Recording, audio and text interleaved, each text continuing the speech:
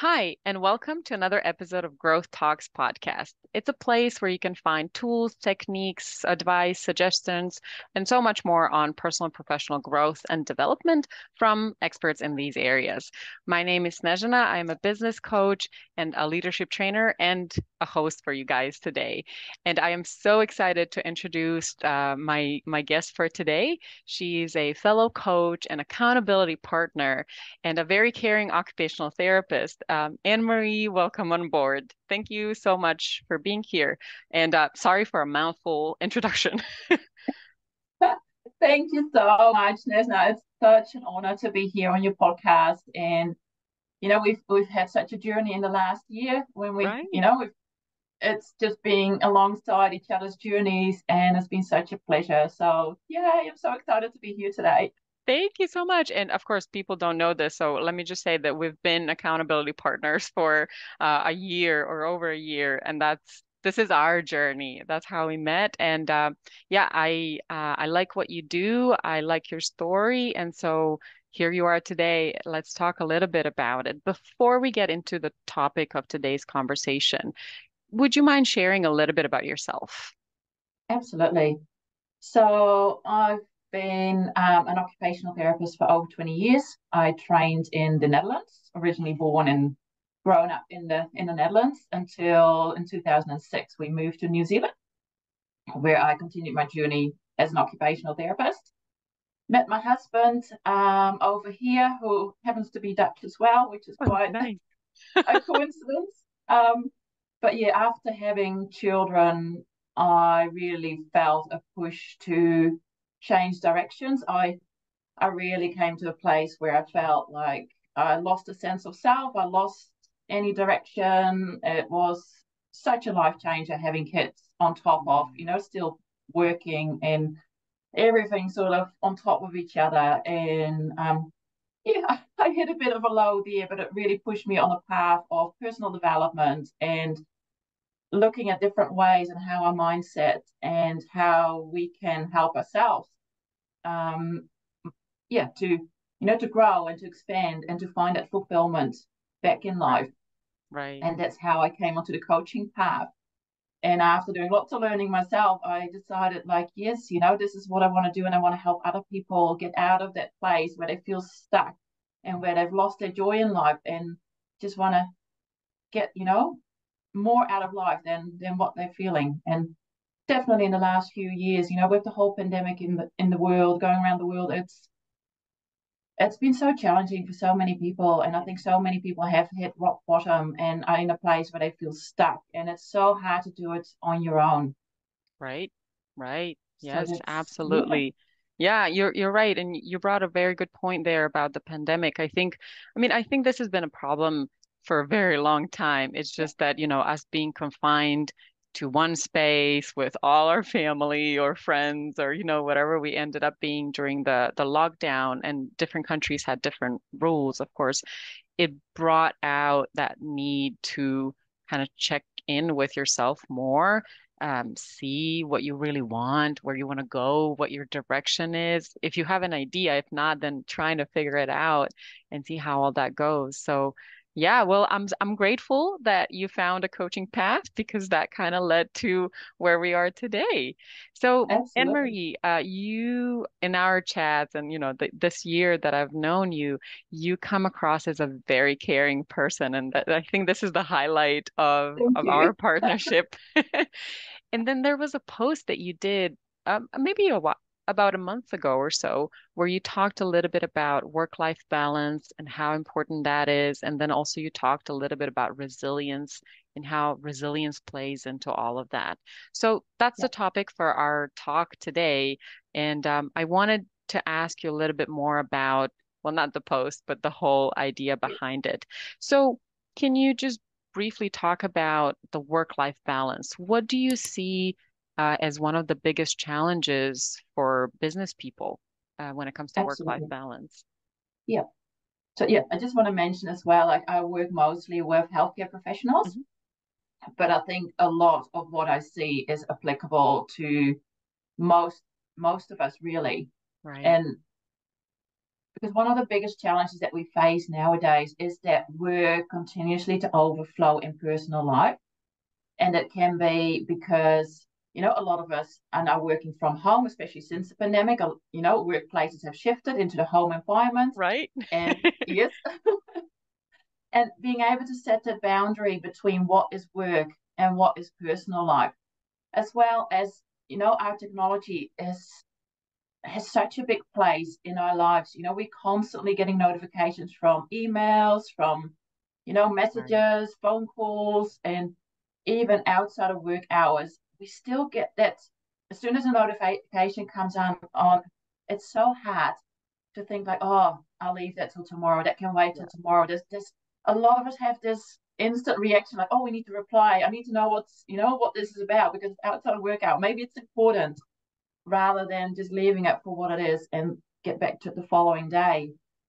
So that's a big part of it as well. I think there's looking at the healthcare sector. There's a lot of such high demands being put on people. Mm. The with staff shortages, there's the caseloads have increased. There's I think complexity of clients have increased as well, and Right. there's so much pressure put on people, and not just at work, but outside of work as well. Society puts a lot of expectations on us, and Right. we're constantly on the go. Our brain is constantly being bombarded with lots of things. And then in the evening, being able to switch off from everything that's happened during the day is such a challenge. Right. Right. Um, and then the other thing as well is I think a lot of us are on you know, this treadmill that keeps going and going Right. and going, and we just struggle to get off it. Right. It's every day sort of flows into the other, and yeah, it's really hard for people nowadays to stop, to Right. reflect, Yeah. and be more intentional with the actions they take and the direction they're going. Right, right. And I feel like we have to try extra hard now to Yeah, stop and reflect. And as you mentioned, not having that clear boundary between where's work, physically where's work and yeah, where's home.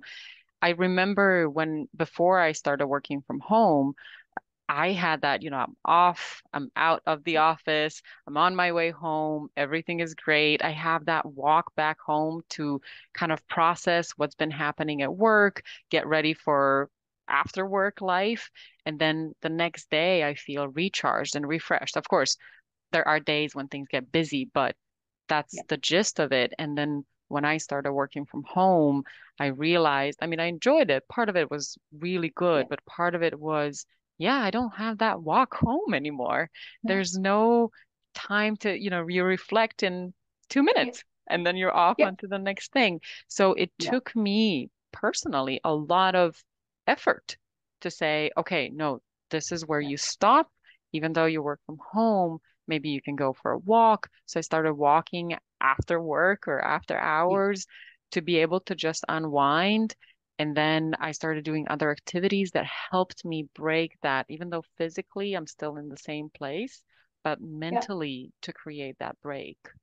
absolutely. And it's so important because we're just not designed to flow from one thing Right. into the other. Our brain needs some time to, yeah, just to make that adjustment. So actually to say like, okay, I'm taking my work head off and now I'm going to put my mother's head on and I'm going to be a mum now. And to be able to do that, having some sort of a transition, however that works for you in your life, in your situation, it's so important and it makes such a difference. Yeah, I agree. I don't have the experience of being a mother, but I understand the different roles. So, somebody's a partner, somebody's a Yeah, parent, other people are maybe pet owners, whatever roles that we have in yeah, life, but just being able to switch back and forth with that kind of buffer time that yeah, that we need to actually be able to be present in all of those roles. I'm not saying pre-pandemic this was perfect, but we physically had to go from one place to another, and that gave exactly, us a little bit of space. And now we have to exactly, create that space. Okay, so absolutely. what would Yeah. you, oh, sorry, go ahead. I just wanted to add in as well, another big one is that when work gets busier, when we feel more pressure, we feel that we have to work harder. Right. And one of the first things that goes to the background is our own self-care. Oh, yes.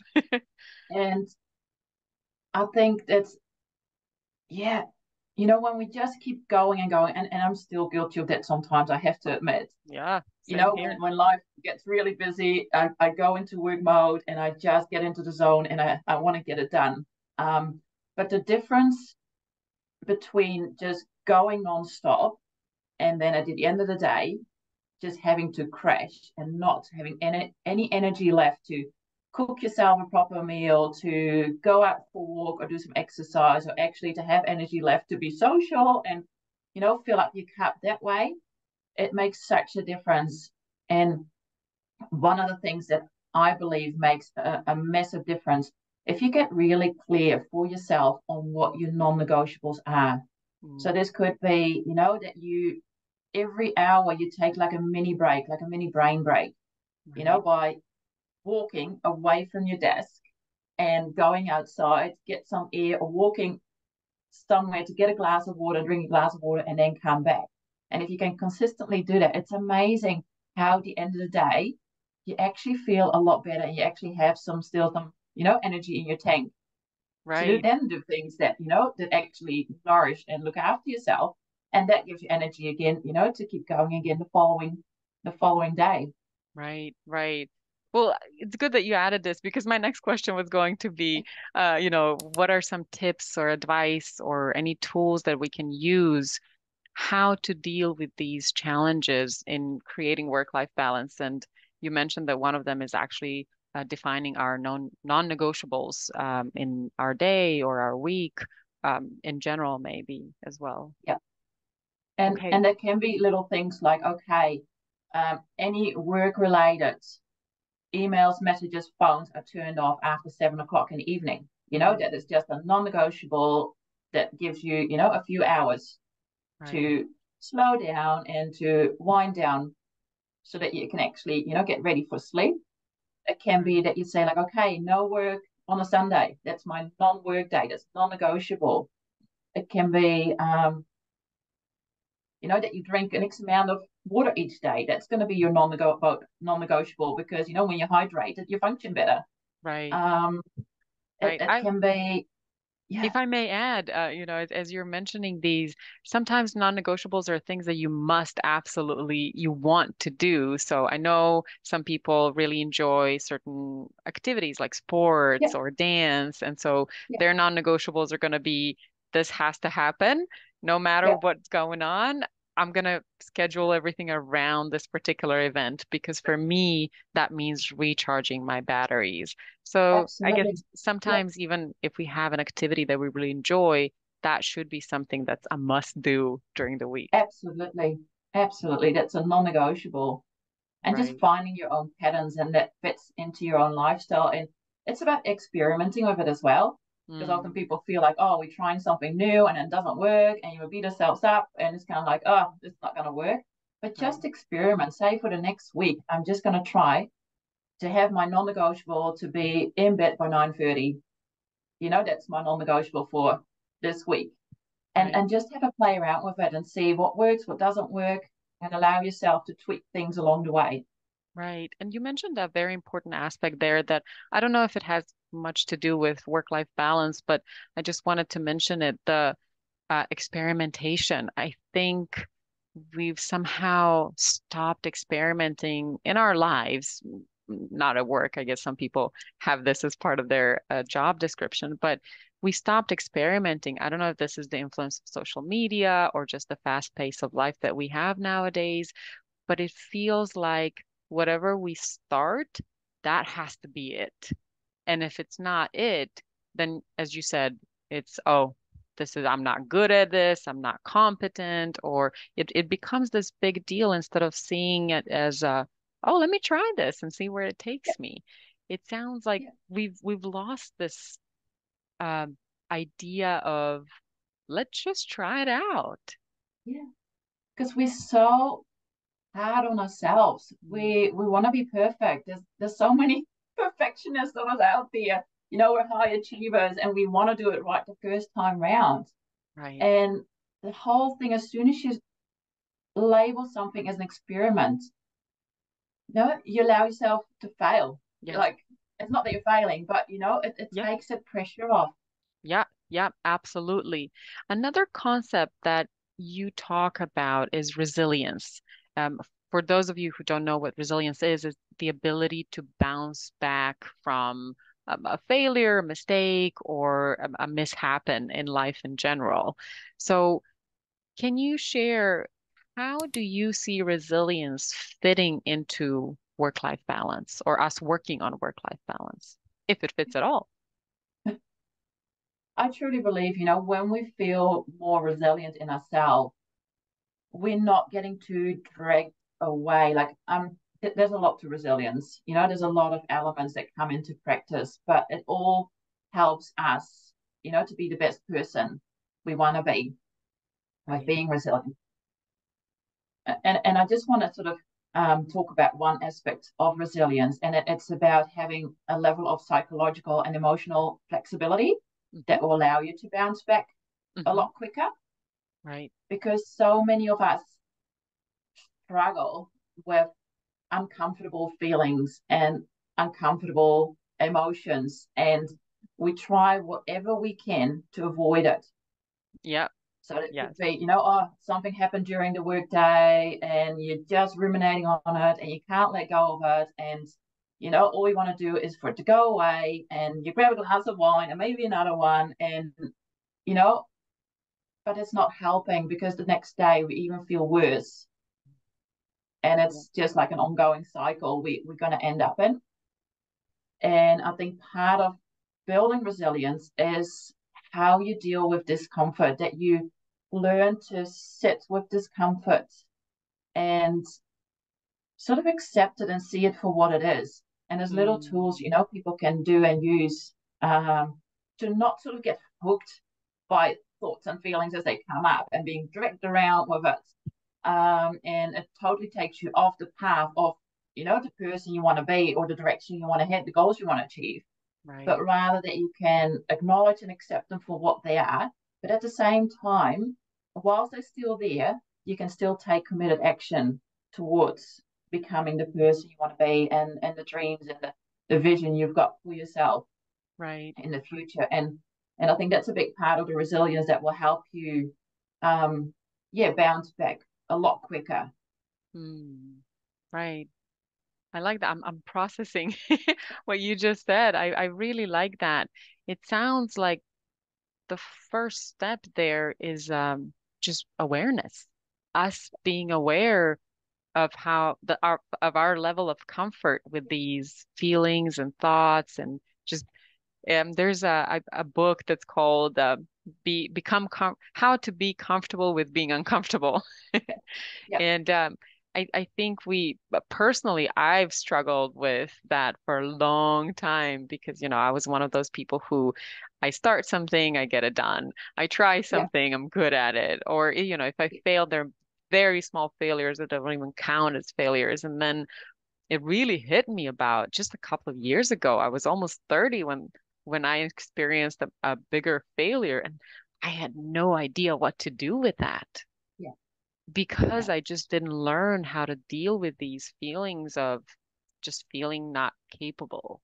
Yeah. But the worst part is not that I'm not feeling capable, but I'm comparing. How is it possible that everybody else is doing this and I can't do it?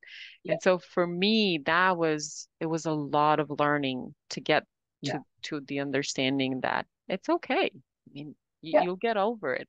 And I think Yeah. that the big challenge is that a lot of it is unconscious. On a Yeah. conscious level, we all know Yeah. that, oh, it's just one aspect, one thing, Yeah. one try. We'll try it again. But unconsciously, subconsciously, we're thinking, oh, there's the critic, the nagging part. Yeah. And that's why I believe awareness is the first step because you're actually realizing how you talk to Absolutely. yourself. And that's why having some quiet time in your day is so important, that you've got time to sort of start to notice what patterns of thoughts are popping up. How are you talking to yourself? Are Right. you overly critical to yourself? And call it out to like, oh, there's my inner critic popping up. Oh, there's Mr. Self-doubt, Right. he's here. Or Right. it's just naming it. And then as soon as we sort of name it and acknowledge it, it takes a bit of that weight off. But yeah, Right. you're right. We have to become aware of it first, and then we have to acknowledge it. And then and then sort of knowing that, yep, they are going to be there, but it doesn't mean that it has to stop me from learning from what happened here. I can Mm. hold myself kindly, and I know I've done my best. And, we're all human beings and we all make mistakes. Um, and but I can take my learning from this, and I can Right. actually look at what is the next step I can take so that I can either, make this situation better, or that I can do it differently next time when I come across it again. Right. Right. One tool that somebody shared with me when it comes to building resilience is just writing down your wins or something that Yeah, you've been successful at for the past. You can choose the yeah, amount of time, but the past week, the past months, just thinking of all the little things that you've achieved over the past absolutely. amount of time, that Yeah, helps you remember that you've come back from setbacks. Are there absolutely. any tools, any other tools that you know of or that you've tried or that you would recommend to build resilience to help us with this work-life balance? Yeah. I just want to mention as well that, our brains are so focused on, like, we've got a negativity bias in our Right, brain because, right, that comes from when we thousand years ago, when we were, we had to look at threats because it was part of, right, for us to survive. But that's right, still ingrained in our brain. So, like you say, with noting down your wins, you actually are able to slowly retrain your brain so it actually starts to focus right, more positive things. Uh, right. Yep, I always so mention that's the story of, there are no more lions chasing us, but the brain kind yeah, of is still in that age or still in that period of time. And it's really interesting how we've grown and evolved so much, but some of our instinctual aspects are still very strong from back then. absolutely. And it's not real threats, they're perceived threats, but there's still, the body still responds in the same way. Right, right. Any idea how we can deal with this? How can we help our brain kind of calm down or maybe not be so critical or so negatively wired? Yeah. I think might have to cut this a little bit. Um, I'm just trying to think because there's one exercise that I absolutely love, and it's about dropping an anchor, and it comes from Russ Harris. He's a acceptance and commitment therapy Okay. therapist, and it's dropping anchor, and it's about how you know you can visualize yourself how you're on a boat on the ocean in the middle of a storm. The Uh-huh. first thing you want to do is to find a quiet harbor where you can drop your anchor and let the storm will still be there, but at least you're grounded. You are in a safe Oh, place to allow the storm to pass. I like that. And so what you do is, in that moment, you take some time to really check your body, even whether it's through a little body scan, to sort of feel like what physical, what emotional sensations are coming up, what thoughts are coming up, and just sort of watch them from a curious stance, like from a curious scientist, just sort of observing what's happening in your body and in your mind. And then whilst you're doing that, you start to sort of move your fingers, stretch yourself up, stretch your arms, just knowing that yes, those feelings are there, but at the same time, I still have control over my movement, over what Right, I can do with my body. right, And it's not to avoid those feelings, but still, they are there at the same time. And then the next step is to actually notice a few things that you can hear, a few things that you can see, maybe something that you can feel or taste or smell, just to bring yourself back to your senses. And right, it's an exercise. It's a really quick and easy exercise to get through. And as soon as you sort of do it, it sort of it really makes you feel grounded. and gives you a moment of more clarity. And I truly believe once we feel a bit more clear about where we are Right. and what's happening, it's so much easier to make the decision what the next step is to take. Right, right. And it sounds like what it does partly is it makes you stop.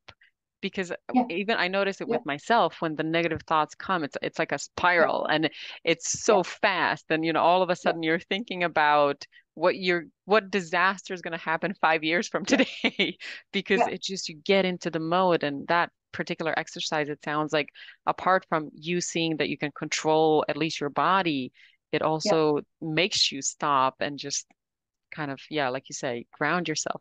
I love this. Thank you yeah. so much for sharing this. This is awesome.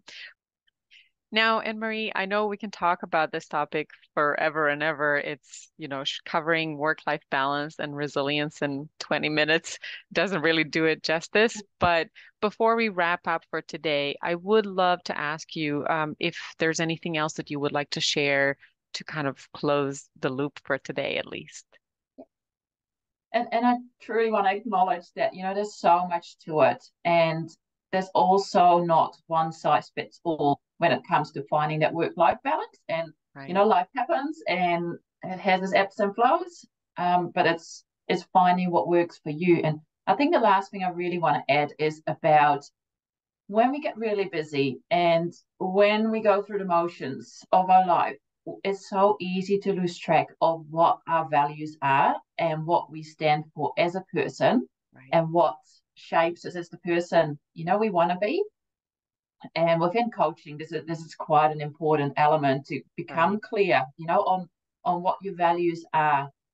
Because I truly believe when you become more aware what they are and what it looks like, so not just being aware of it, but also what it looks like and what actions you can take on a daily basis to live a more aligned life that is in line with your values, you feel more authentic, you feel more true to yourself, and that automatically, gives you more energy rather than drains you. Because it's often those times when we feel drained, we feel irritated, when we stop to reflect, those are often times when we removed from our values and we're living other people's lives.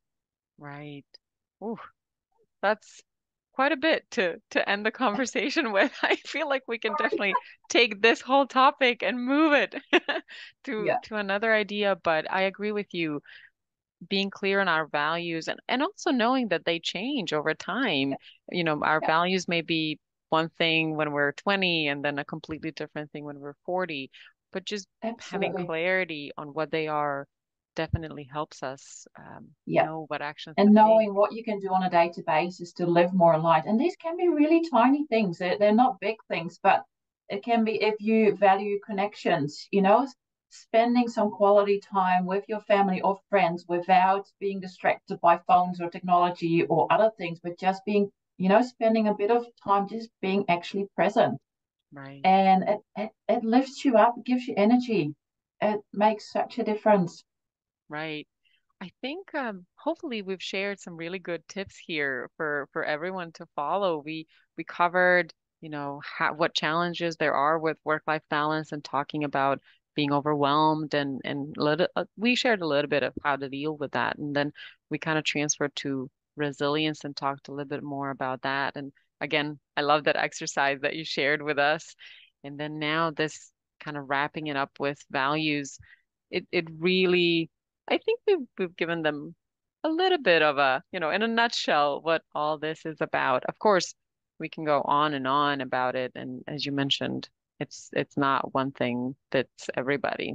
So we all Yeah, need to experiment a little more and find what absolutely. works for us. And take action, even if it's one action a day, but commit yourself to take action and take responsibility for your life. Right. Anne-Marie, just a last question for you. If people want to find you or if they want to work with you, where can they find you? So my website is probably a good one to start. So Hmm. it's www.thriveinlife.co.nz, Hmm. or otherwise on LinkedIn. Hmm. I'm on LinkedIn, and Facebook, Thrive in Life NZ on Facebook. So yeah, All we'd right. love to connect with people. Yep. That's awesome. We'll absolutely share the links in the description so people can connect with you if they want to chat more. And then, of course, If this is a topic that you guys are interested in, I'll be more than happy to talk to Annemarie again, and I'm sure you're going to be willing to share with us more on this. But Absolutely. thank you so much for the time being. Thank you so much for joining the call, for Thank sharing you your for having me. experience and knowledge. Of course, you're very welcome. And it's a It's my pleasure being pleasure. your accountability partner for all this Yay. time. Guys, thank you so much for watching. If you like the content, if you like the channel, please feel free to subscribe, click like, that helps us, but it also helps you get more content like this in your notifications. In the meantime, have a wonderful time and enjoy your day and chat soon. Thank you, Annemarie, again. You're welcome. Thank you. Bye.